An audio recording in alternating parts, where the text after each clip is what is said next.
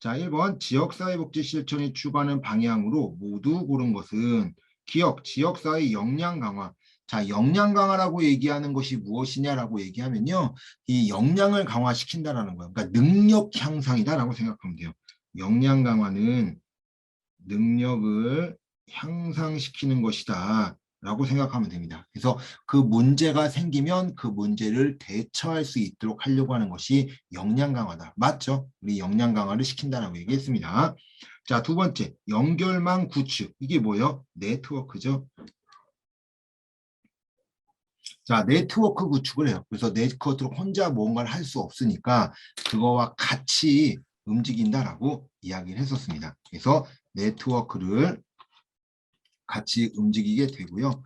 자, 세 번째, 사회통합 구현. 자, 사회통합이 뭘 사회통합이라고 그랬어요? 사회통합이라고 얘기하는 거는 우리가 이제 쉽게 생각할 수 있는 게 뭐예요? 비장애인과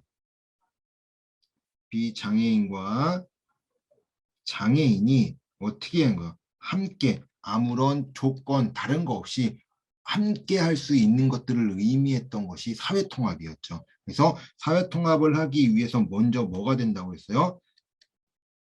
먼저 해야 하는 게 정상화가 먼저 돼야 된다고 그랬죠.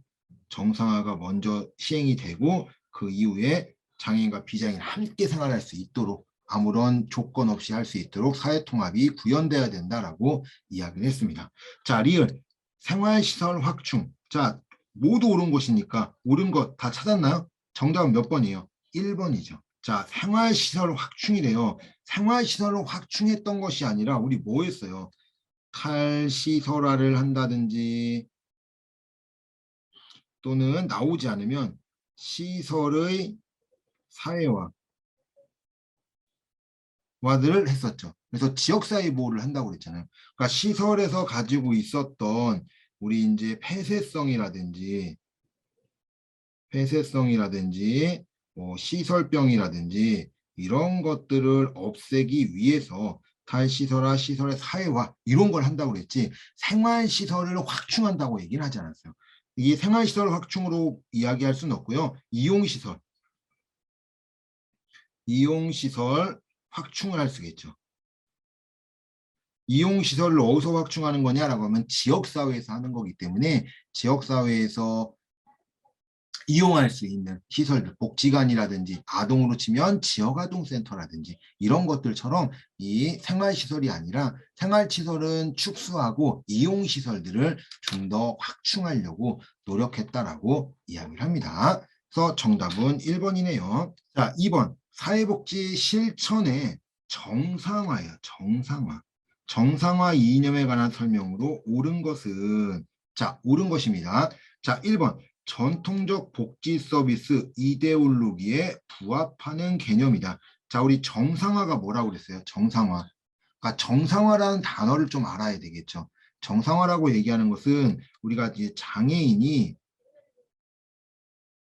비장애인처럼 생활하는 것을 의미하는 거예요.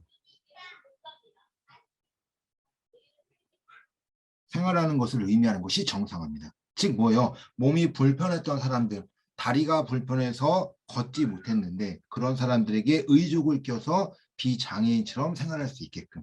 그러니까 장애인인데도 불구하고 비장애인과 아무런 관련과 장애가 있는 사람이 비장애인처럼 그냥 생활할 수 있도록 만드는 것이 정상화다라고 생각을 하시면 되겠습니다. 자, 정통적 복지 서비스 이데올로기에 부합하는 개념이다. 그렇지는 않죠. 예전에 전통적 복지 서비스는요, 장애인은 그냥 장애인으로 사는 거였어요. 이렇게 뭐 비장애인처럼 생활하고 이런 게 아니라 그냥 예전처럼 똑같이 사는 것들을 의미하고요. 이 정상화라는 단어가 1951년 뱅크 미켈슨이 이야기한 내용입니다. 그래서 단어가 생긴 지도 그렇게 오래된 단어도 아니에요. 그래서 전통적 복지 개념 서비스가 아니라 언제냐? 현대적, 현대 복지 서비스. 현대 복지 서비스에 부합하는 개념이다라고 이야기를 합니다. 자, 2번 일탈은 자, 일탈이 뭐예요? 일탈도 벗어나는 겁니다. 일탈이라고 얘기하는 것은 규정에서 벗어남을 의미하는 것이 일탈이에요.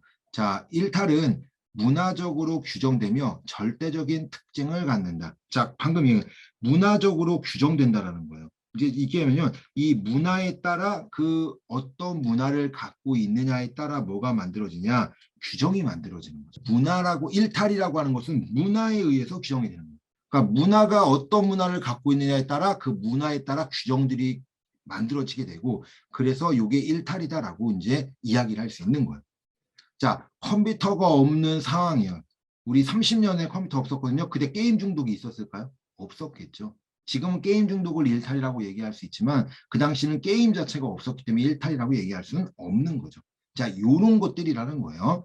그래서 이 문화적으로 이 규정이 되고요. 절대적인 특징을 갖는다. 자, 방금 이야기 문화적으로 규정이 되지만 절대적인 특징인가요? 그러니까 쉽게 하면 한국에서도 그게 한국에서 문제면 일본에서도 문제고 영국에서도 문제고 미국에서도 문제일까요? 그렇진 않겠죠.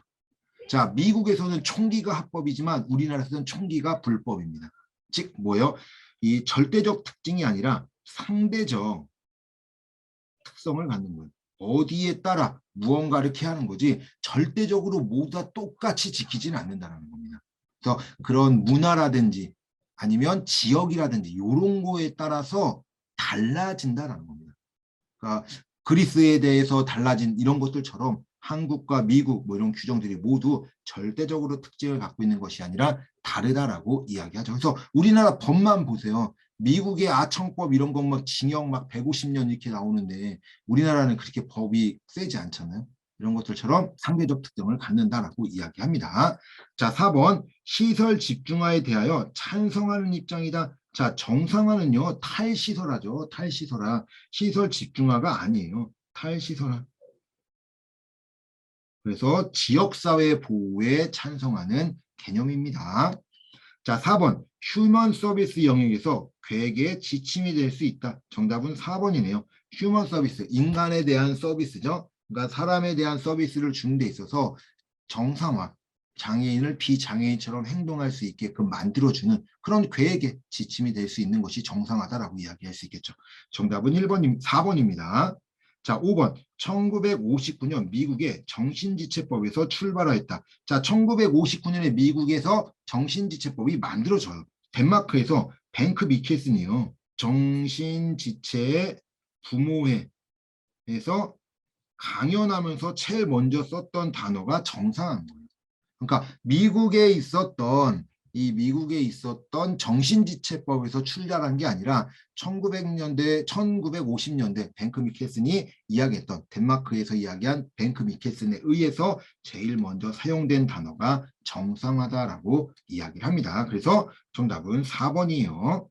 자, 3번. 지역사회복지 이념에 관한 설명으로 옳지 않은 것은 이런 문제들도 좀 이제 알긴 해야 되는데 그냥 넘어가도 되는 문제입니다. 자, 디르켐은 사회 통합에 대한 기계적 연대와 유기적 연대를 제시하였다. 자, 이런 문제들이 조금 어렵긴 해요. 이게 디르켐이라는 학자가 원래는 사회학자입니다. 사회복지학자가 아니라 사회학자인데 이 디르켐이 이제 사회 통합을 통하라고 얘기하면서 이 기계적 연대, 유기적 연대를 이야기합니다.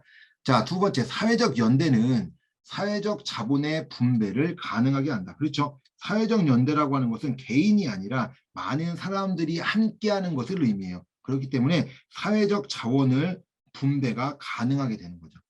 내가 내 스스로 개인에 가지고 있었던 그런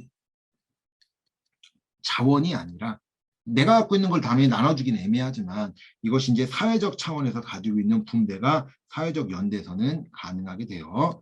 자, 3번 가족주의에 따르면 사회복지 서비스는 가족 형태의 보호와 가장 근접하게 제공되어야 한다. 그렇죠. 가족주의예요. 가족주의면 그 우리 가족 형태를 계속 유지하는 겁니다. 그러니까 쉽게 얘기하면 재가복지 서비스를 의미하는 거죠. 어디 가서 시설에 가서 뭘 하는 것이 아니라 가족 안에서 서비스가 이루어져야 된다라고 이야기해요. 그래서 가족적 형태의 보호와 가장 근접하게 제공해야 된다는 내용도 맞습니다. 자, 그러면 가족주의가 방금 이야기한 것처럼 가족주의라고 하는 것은 가족이 연대해서 모든 걸 한다라고 조금 생각하면 돼요. 그러면 가족주의에서 비가족적인 형태는 비정상적인 것으로 간주한다. 그렇죠. 가족주의에서는 가족주의가 중요하겠죠. 가족적인 행동들이 중요하겠죠. 그래서 비가족적인 형태는 비정상성으로 간주됩니다. 자, 가족주의에 비해 국가주의는 자율성을 강조한다. 자, 국가주의가 자율성을 강조할까요? 자, 우리가 쉽게 생각하면 가족주의는요, 개인이죠. 개인이 움직입니다. 그래서 우리 가족에 맞게끔 움직이는 거예요. 우리 가족은 이런 거 할 거야. 그러니까 예를 들어서 여러분 집에 이제 이런 규칙들이 있어요. 집에 지키고 있는 가족 규칙. 그래서 우리 가족은 예를 들어 10시 전에 들어와야 돼. 이렇게 얘기합니다. 그러면 우리가 어떻게 할까요? 다른 집에서 우리도 10시에 들어가야 되나? 안 들어가도 문제가 되지 않겠죠. 왜? 우리 집 규정이 아니니까. 이런 것들처럼 가족은 개인 단위예요. 그래서 자율성이 보장이 됩니다. 그래서 자기네들이 맞게끔 움직일 수 있지만 국가라고 얘기하는 것은요. 개인이 무언가를 하지 못합니다. 국가의 규정을 만들어 놓고 그 규정을 어떻게 해요? 지키게 만들죠. 지켜야 돼요. 지키게 만드는 것들처럼 국가주의는 자율성이 많이 없어요. 상호주의적이 더 가깝죠. 지키게 만드는 게 상호주의. 모든 사람, 개인주의가 아니라 개인적인 행동들을 할 수 있는 것이 아니라 그런 규정들을 지키는 상호주의의 의식이 강하게 강조됩니다. 그래서 국가주의는 자율성이 강조되는 것이 아니라 상호주의가 강조되기 때문에 그런 자유가 많이 없다라고 생각하시면 되겠습니다. 자, 그래서 정답은 3번이네요.